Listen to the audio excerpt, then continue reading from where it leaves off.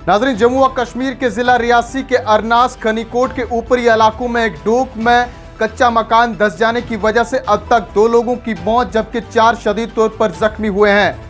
मूसलाधार बारिशों की वजह से जहां मैदानी इलाकों के अंदर लोगों ने शिद्दत की गर्मी से राहत की सांस ली, वहीं दूर दराज इलाकों में लगातार बारिशों की वजह से लोगों को कई परेशानियों का सामना करना पड़ रहा है।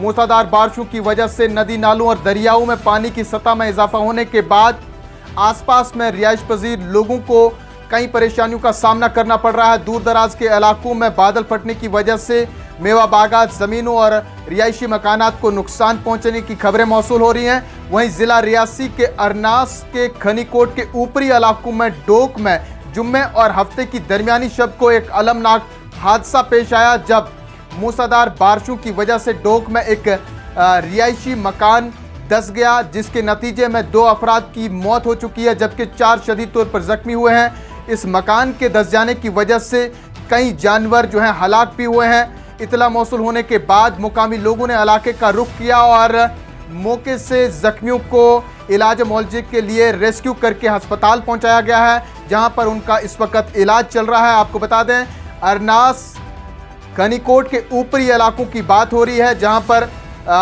अरनास के आसपास में रहने वाले लोग जो है गर्मी के सीजन में ठंडे इलाकों का रुख करते हैं अपने जानवरों के।